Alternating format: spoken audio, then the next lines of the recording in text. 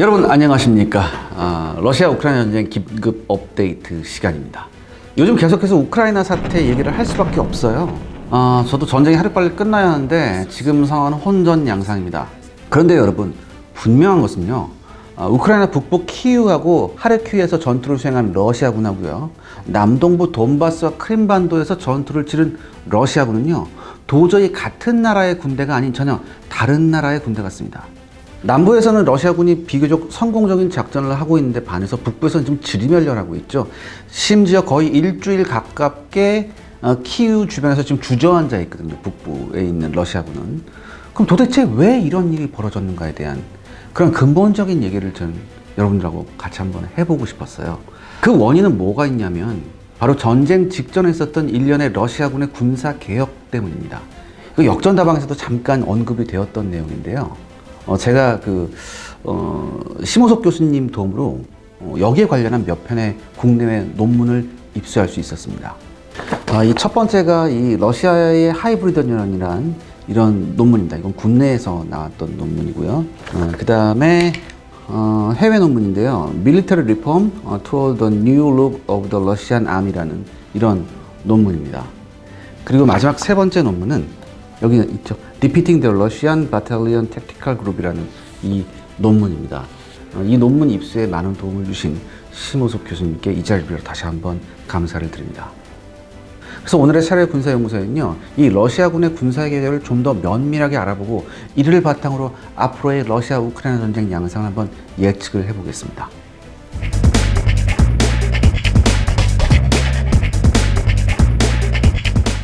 러시아 군사 개혁이 어떤 거였나요? 네, 이 러시아의 군사 개혁을 설명하기 위해서는요, 최근 30여 년간 러시아가 치른 전쟁을 살펴볼 필요가 있습니다. 먼저 1994년부터 2000년까지 두 차례 발발했던 체첸 전쟁인데요. 이 전쟁에서요, 초반 좌절을 맛본 러시아군은요, 2차 체첸 전쟁에서 체첸군의 협조적인 체첸 시민들을 찾아내서 전부 사살해버렸어요. 그렇게 해서 공포를 유발시켰고요. 또한 반군과 민간의 연계를 철저하게 차단해서 겨우 러시아군이 승리할 수 있었죠. 하지만 러시아군은요, 민사작전의 필요성과 함께 대외적인 전쟁의 정당성 어필을 할 필요가 있다는 것을 아주 절감하게 됩니다.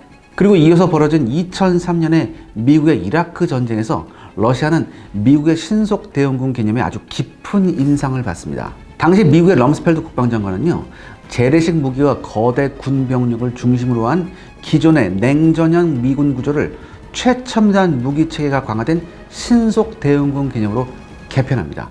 다시 말해서 사단에서 여단 단위로 개편한 거죠. 그래서 이때 나온 게 스트라이크 여단 그런 거예요. 그리고 여기에 소위 이빨 대 꼬리 비율, tooth to tail ratio 이론을 접목합니다. 한마디로 이 이론의 핵심 뭐냐면은 군인은 전투에 몰두하고 나머지 지원 임무는 민간에 맡긴다는 거죠. 그리고 여기에서부터 PMC, 즉 민간 군사개혁을 적극적으로 활용하게 됩니다. 이런 일련의 모든 이라크 전쟁에서 미군의 전투 수행 방식을 러시아가 대단히 인상 깊게 봤어요. 그리고 2008년에 벌어진 조지아와 러시아의 전쟁에서 러시아군은요, 전쟁 발발 이전에 조지아 정부의 웹사이트를 차단하는 사이버 공격을 단행합니다. 또한 러시아가 조지아를 공격할 수밖에 없었다는 정당성을요, 대내외적으로 알리기 위한 사전 조치를 아주 치밀하게 합니다. 그래서 러시아는 초반부터 전쟁 상황에 대한 평가를 자국에게 유리하게 만드는 데 성공을 하죠. 하지만 이 전쟁에서도요, 러시아군의 문제점이 드러납니다. 냉전형의 둔중한 군 구조는 전투의 효율성 면에서 문제점이 된다는 거죠. 이에 러시아는요, 조지아와의 전쟁이 끝난 2008년 말에 국방장관 안드레이 세르두코프를 전면에 내세워 새로운 군 개혁을 추진하게 됩니다. 이 새로운 군 개혁의 핵심은요, 러시아군을 전면전에 적합한 대량 동원군이 아닌 소규모 제한전이나 국지전에 유리한 기동성과 유연성을 지닌 군대로서의 전환을 하는 것이죠. 그러니까 한마디로 미군이 2003년 이라크 전쟁에서 했던 그런 모델을 기본으로 한 거예요. 이렇게 해서 러시아군의 구조를요, 대규모 사단에서 4천에서 5천 명 규모의 병력으로 구성된 여단 체계로 개편하게 됩니다. 또한 앞선 전쟁의 교훈을 바탕으로 대외적인 정당성을 나름 확보하고, 그리고 분쟁 지역에 친러시아 세력을 포섭해 활용함과 동시에 특수부대를 활용해서 큰 전투행위 없이 군사적 목적을 달성하는 전략을 구사하죠. 그리고 필요하다면 신속 기동군을 동원하는 이른바 하이브리드 전략을 이때부터 내세우게 됩니다. 러시아의 이 논리는요, 2013년 러시아군 총참모총장이었던 발레리 게라시모프에 의해서 차세대전이라고 명명됩니다. 그리고 이 하이브리드전이 대성공한 사례가 바로 2014년의 크림반도 합병이었죠. 이 크림반도 합병이 네. 러시아 하이브리드전의 네. 결과라고요? 네. 당시 정치적 대결이 전개되는 동안에 러시아는요, 크림 지역에서 신속하게 행동했습니다. 러시아는 우크라이나 사태에 대한 개입 의지는 확고했지만 그 과정은 대단히 조심스러웠어요. 그러니까 러시아는 일단 자국 병력의 움직임을 은폐했습니다. 그리고 공식적으로는 군사 개입을 선언하지 않았어요. 대신에 아무런 표식이 없는 특수부대인 리틀 그린맨을 투입합니다. 그리고 이들을 통해서 주요 거점에 주둔하고 있는 우크라이나 해군의 저항을 차단할 수 있었어요. 이와 함께 비밀리에 크림과 우크라이나 국경에 대규모 러시아 부대를 빠르게 배치합니다. 이렇게 되니까 우크라이나 정부가 바짝 긴장을 했죠. 그리고 크림반도 내에 친러시아 민병대하고 PMC 직원들을 러시아는 적극적으로 활용합니다. 그러니까 이렇게 되니까 크림반도 내에서요, 우크라이나군의 효과적인 대응 조치가 굉장히 어렵게 됐어요. 그러니까 이러한 러시아군의 작전은요, 대성공을 거둡니다. 그리고 크림반도를 합병하는데 성공을 해버리죠. 그러니까 별다른 군사적인 접촉이 없었어요. 그래서 현재 있는 민병대하고 특수부대를 통해서 대부분 이거를 성공시켜버린 거예요.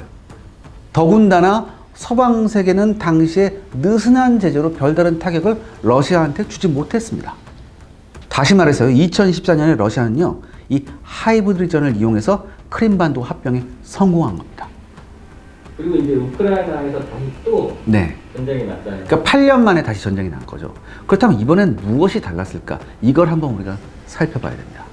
이 크림반도 합병에 성공한 러시아군요, 자신감을 가지고 더욱 과감한 개혁을 단행합니다. 바로 그것이 뭐냐면 BTC, 대대전술단 혹은 대대전술 전투단으로 개편하는 거였죠. 러시아는요, 23개의 보병 및 전차 사단을요, 일단 60개의 여단으로 개편을 합니다. 그리고 2014년 이후에 제병 협동 전투를 기존보다 한 단계 더 낮은 부대에서 수행하는 개념을 선보이게 되죠. 그게 바로 대대 전술단 혹은 대대 전술 전투단이라고 하는 겁니다. 이거는요, 미군도 시도해보지 않은 대단히 파격적인 부대 편성이었습니다. 이거를 실전에 적용한다는 거였죠, 러시아군이.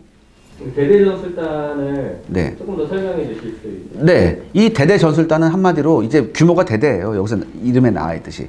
그러니까 한마디로 전면 전쟁이 아니라 지역 분쟁에 개입하는데 최적화된 부대 편성이에요. 그러니까 이 대대 전술단은요, 보통 한 개의 전차 중대, 전차는 한 10대 정도 되고요. 3개의 기계화 보병 중대. 이 기계화 보병 중대는 장갑차 40대가 배치됩니다. 그리고 여기에 전투 지원 부대에서 대전차 중대, 그 다음에 2개에서 3개의 포병 중대, 그 다음에 2개의 방공 중대가 포함됩니다. 그리고 여기에 소규모이지만 정보, 공병, 통신, 의무 부대도 포함시킵니다. 이 대대 전술단은요, 평시 주둔지에 위치한 여단이 분쟁 지역으로 출동 명령을 받으면 대대 전술단으로 부대를 재편성해서 출동하게 됩니다. 그래서 여단의 잔여 전투력은 기존 주둔지에 남아서 필요시 지원하는 방식이에요. 한마디로 소규모지만 균형 잡힌 전력이란 뜻이죠. 즉 슬림하지만 강력한 전투력과 기동력을 갖춘 전투단위 부대였습니다. 이 대대 전술단 지휘관은 중령이었고요. 전체 병력 규모는 약 600에서 1000명 정도였습니다. 병사들의 3분의 1은요, 전문 계약을 통해 입대한 지원병입니다. 한마디로 이들은 주 전투가 가능한 전차, 보병, 포병, 전자전 부대 등에 이렇게 배치가 되죠. 그 외 3분의 2 병사들은요, 복무기간 1년 미만의 징집병이에요.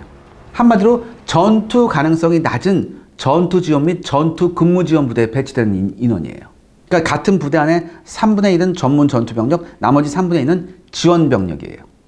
이렇게 군사 개혁을 했다. 네. 근데 이게 시작할 때 그랬잖아요. 네. 실패했다. 네. 그러니까 되게 잘 된 거 아닌가요? 그러니까 이 시스템의 취약점을 먼저 설명을 드려야 되는데, 그러니까 병사들의 충원 방식이 이원화돼 있잖아요. 그러니까 전문 전투 부대인 지원병하고 그 다음에 징집병하고 이원화되어 있잖아요. 근데 이게 대대전술단의 결정적 취약점이었습니다. 즉 근접 전투가 가능한 병력이 부족해지니까 어떻게 되냐면 이 대대전술단이 작전을 제대로 수행하기 위해선 경계, 정찰작전 등을 현지 민병부대에게 의존할 수밖에 없었어요. 이게 지금 교리에도 나와 있어요. 다시 말해서 기동력, 화력 등이 부족한 민병부대와 협조하는 작전이 불가피했거든요. 이렇게 되니까 대대전술단이 뭐 고도로 기동화되어 있고 나름 화력이 막강하지만 과감하고 공세적인 작전에는 제한될 수밖에 없는 상황에 있었어요. 제가 앞서 말씀드렸듯이 하이브리드전 개념에서 현지 민병대와의 협력이 굉장히 중요하잖아요. 그렇기 때문에 러시아군은 이런 대대전술단의 취약점을 그렇게 크게 생각하지 않았어요. 근데 이게 패착이었어요. 요 얘기는 조금 이따 다시 나와요. 아무튼 이 미국군 해외군사연구소에서 발간한 연구 보고서에 따르면요, 러시아 대대전술단은요, 대등한 능력을 갖춘 강대국과의 전면 전쟁에 대비하는 부대 편성이 아니고 러시아의 영향권 내에서 발생하는 지역 분쟁에 개입한 데 최적화한 부대 편성이라고 평가를 했어요.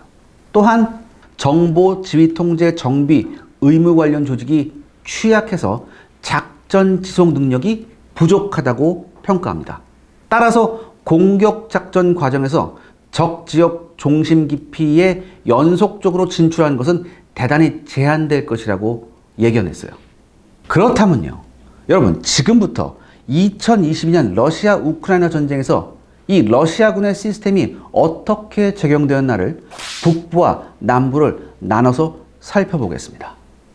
먼저 어느부터 볼까요? 먼저 남부전선부터 보겠습니다. 남부전선에서 러시아군은요, 2014년 크림반도 케이스와 유사한 작전을 실시했습니다. 개전 수일 전부터 민병대와 PMC 직원들을 아주 적극적으로 활용했죠. 그리고 여기에 전면전이 시작되면서 러시아군 정규군까지 들어가게 됩니다. 지도를 보시면 알겠지만 크림반도에서 출발한 러시아군은요, 헤르손, 멜리토폴, 노바카우바카 등을 점령하면서 서쪽으로 마리우폴을 압박합니다. 그 다음에 돈바스에서 출발한 러시아군은요, 루안스크, 도네츠크, 베르단스크를 점령하면서 동쪽에서 마리우폴에 접근하죠. 한마디로 마리우폴이 러시아군에 점령되면 러시아군의 남부 회랑이 완성되는 거예요. 정리하면요, 러시아군의 하이브리드전이 이번에도 우크라이나 남부에서 효과를 발휘합니다. 러시아군의 대대전술단 역시 비교적 빠른 기동으로 요충지 점령에 성공하죠. 그리고 여기에는요, 친러시아계 민병대의 도움이 컸습니다. 크림반도하고 돈바스라는 지역 덕분에 러시아군의 보급선이 매우 짧아지는 효과와 함께 동서에서 양동 작전을 할 수 있었죠. 이는 러시아군의 능력이라기보다는 현재 친러시아계 주민의 협조가 매우 결정적이었습니다. 그래서 지금 남부에서는 마리우폴만 남은 상태죠. 그렇다면 네. 북부전선은? 네, 이제 문제가 북부전선인데 북부전선에서는요, 일단 친러시아계 민병대와 주민들이 거의 없었어요. 그리고 키이우를 향한 전면적인 침공전에서 러시아군의 대대전술단은 그 취약성을 여지없이 드러냅니다. 이 러시아군의 대대전술단은 앞서 설명한 바와 같이 신속 기동군의 성격을 가지고 있습니다. 그렇기 때문에 지속적인 작전 능력이 부족해요. 이번 키이우 공략에서 러시아군 대대전술단은요, 3일분의 보급품을 가지고 전선에 투입됐습니다. 그리고 귀신같이 공세 3일째가 되자 최전선에 있었던 대대전술단의 보급난이 시작됩니다. 그리고 이 상황에서 우크라이나군의 야무진 반격이 한몫을 합니다. 특히 러시아군의 대대전술단은 3분의 2가 전투 능력과 의지가 매우 낮은 징집병이라고 제가 말씀드렸잖아요. 그렇기 때문에 러시아군의 하이브리드전 교리상 현지 민병대의 도움이 반드시 필요했어요. 그런데 북부는 제가 말씀드렸죠. 뭐가 없었다? 친러시아계 주민도 거의 없었고 친러시아계 민병대도 없었어요. 이런 이유들 때문에 북부 전선에서 러시아군은 큰 피해를 입습니다. 그러니까 뭐 장갑차고 전차가 격파되는 건 물론이고요. 뭐 연료가 떨어져서 그냥 버리고 도망가는 사례도 많았었고 심지어 포로까지 꽤 많이 잡힙니다. 여기서 잡힌 북부 전선에 잡힌 포로 대부분은 징집병들이었어요. 그리고 여러분, 북부의 상황은요, 이 러시아군의 하이브리드전보다는 수도를 함락해야 되는 전면전의 양상이 강했어요. 따라서 여단 이상 사단 규모의 작전이 필요한 그런 곳이었습니다. 그런데 대대전술단을 분산시켜서 전진시켰어요, 러시아군이. 그래서 거의 각계격파당하는 상황이 발생했습니다. 그리고 남부와 같은 안정된 보급 시스템이 없었어요. 이런 상황에서 우크라이나군은요, 미국이 제공하는 정보의 도움하에 무인 전술기를 동원해서 러시아군 보급선을 타격합니다.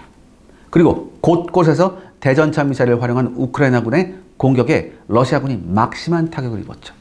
또한 러시아 공군의 활약이 생각보다 신통치 않았던 점도 한몫합니다. 일단 우크라이나 방공망을 완전히 제압하는 데 실패했고요. 그리고 동원 가능했던 전폭기의 숫자가 서방의 예상보다 훨씬 적었어요. 러시아군은 주력 전폭기로 수호이 30하고 수호이 35를 합해서 약 200여 개를 보유하고 있었는데요.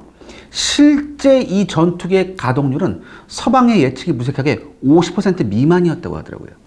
심지어 상당수의 전폭기가 동류 전환을 해서 운영돼야 되는 실정이었습니다. 여기에 공대지 미사일도 즉시 사용 가능했던 것이 예상보다 수가 적었어요. 그래서 효과적인 우크라이나군 방공망 제압에 결과적으로는 실패하고 말았죠. 근데 네. 2003년에 이라크 전쟁에서 네. 미군은 어떻게 이걸 성공을 했죠? 러시아군이 이걸 따라한 거잖아요. 네, 그러니까 그때도 미군이 신속 개념부였는데 당시 미군은요, 머리 위에 항상 MQ-1 프레데터하고 각종 정찰기가 떠 있어서 주변 상황을 정확히 인식하고 있었어요. 특히 이 MQ-1 프레데터의 서포트 없이는 공격 작전을 수행하지 말라는 지침까지 내려왔어요. 또 하나, 이라크 내부에서 쿠르드족과 미군이 연계해서 작전을 수행했습니다. 그래서 미군은 당시에 현지 상황 파악에 무리가 없었어요. 반면에 러시아군은요, 북부 전선에서 현지 상황 파악에 실패합니다. 민병대의 부재와 더불어서 의외로 러시아군은 무인 정찰 시스템이 아주 대단히 취약했어요. 즉, 안 좋은 상황이 겹친 상태에서 제가 여러 차례 말씀드렸죠. 이해가 가지 않는 무리한 전면전을 여러 방면에서 시도하게 됩니다. 그러니까 이런 것들이요, 남부전선과는 다르게 러시아군이 북부전선에서 좌절한 이유라고 생각할 수 있습니다. 그럼 미군도 이거를 전체적으로 다 이런 식으로 바꾼 건가요? 미군은 대대 단위가 아니고 미군은 여단 단위였어요. 아, 그걸 더 세분화한 게 러시아. 그러니까 그 러시아는 이 여단 단위로 처음에 바꿨다가 이거를 대대 단위로 더 세분화시켜 버렸던 거죠. 그러니까 자기네는 발전했다고. 네, 훨씬 더 혁신적이고 발전했다고 생각했었어요. 자, 이제 앞으로의 전망이 어떻게 될까요? 일단 오늘의 제가 녹화하고 있는 날짜가 8일인데요. 오늘자 보도를 보면 푸틴은 더 이상 징집병의 투입을 중단한다고 발표합니다. 한마디로 북부전선 실패의 원인을 일부나마 인정한 거죠. 그리고 현재 키이우 북부에서 러시아군은 거의 일주일째 주저앉아 있습니다. 남부로의 우크라이나군 증파를 저지하기 위해 계속해서 북부에서 대병력을 집결시키는 이유이거나 혹은 키이우를 다시 공략하기 위해 대대 전술단을 여단 규모 이상으로 재편한 중일 수도 있습니다. 아무튼 북부 전선에서 지금 러시아군은 별다른 움직임이 없는 상황이에요. 또 하나, 지난 주말을 기점으로 양쪽에서 우크라이나, 러시아 양쪽에서 출구 전략을 모색하는 이야기가 나오기 시작합니다. 5일에 우크라이나 협상 대표단 측은요, 나토에 들어가지 않고 미국과 중국 등이 개입하는 또 다른 안보 동맹을 만들어서 가입하는 방안을 논의할 수 있다고 밝혔습니다. 7일에는 이제 러시아 크렘린에서 이런 말이 나왔죠. 만약 우크라이나가 나토 가입을 포기하고 돈바스 등 독립을 이행한다면 작전을 중단하겠다고 발표합니다. 그러니까 조금씩 지금 뭐예요? 뭐 이렇게 되면 이렇게 할게, 이렇게 되면 이렇게 서로의 지금 뭐 요구사항을 조금씩 좁혀가는 것 같긴 하거든요. 제가 듣기엔. 근데 제가 거듭 말씀드리지만 러시아는 남부 회랑의 연결이라는 최우선 전략 목표를 달성해야 돼요. 이거를 달성해야지 전투 행위를 중단할 가능성이 높습니다. 만약에 이렇게까지 지금 러시아군이 판을 크게 벌려놨는데 아무런 전략적 목표를 달성하지 못하고 만약에 전쟁을 끝내게 되면 아무리 푸틴이나 하더라도 정권의 유지가 힘들 수가 있어요. 그렇기 때문에 가장 우선적이고 최소한의 전략적 목표를 달성해야 되는 상황이에요. 지금 말씀하신 거면은 마리우폴만 남은 거고, 네. 심지어 러시아는 네. 남부 지역을 어느 정도 가져갔단 말이에요. 네네네. 그럼 우크라이나는 저 나토 가입도 못 하는데 네. 저거 도로 내놔라 이렇게 네. 할 수 있는 거죠. 그리고 심지어 탈환까지 하려고 할 수도 있겠죠. 그 마리우폴을 러시아군이 완전 점령해서 남부 회랑이 완성되면 우크라이나가 탈환 작전을 할 것이다. 이런 의견을 내는 분들도 꽤 많아요.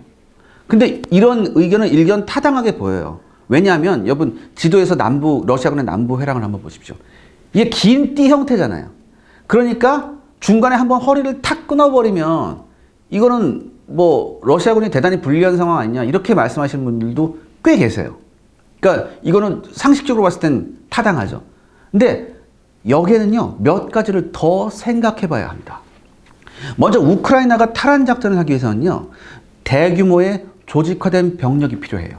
왜냐하면 여러분들 뺏긴 걸 다시 찾기 위해서는 몇 배의 병력이 필요하거든요. 그 다음에 이 탈환 작전이라는 건 대단히 정교한 작전이에요.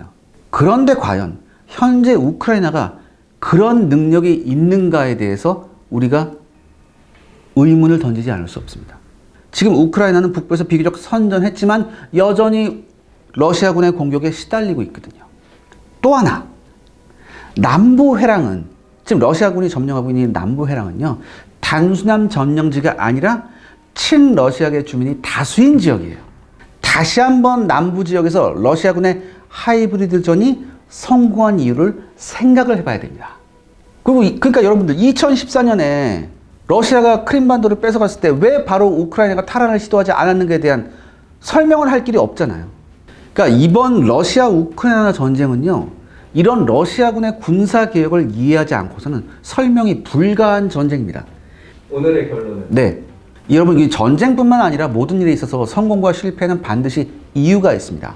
우리는요, 여러분들, 전쟁을 더 잘 이해하기 위해서는 그저 표면적인 이유를 찾는 것이 아니라 보다 근본적인 이유를 다각도로 분석하는 것이 필요해요. 그래야지 전쟁을 예방할 수 있습니다. 이번 러시아 우크라이나 전쟁에서 우리는 겉만 봐서는 안 됩니다. 이게 남의 일이 아닐 수도 있거든요. 조금 더 우리가 한 발 더 깊이 들어가서 이 전쟁을 바라볼 필요가 있다고 생각합니다.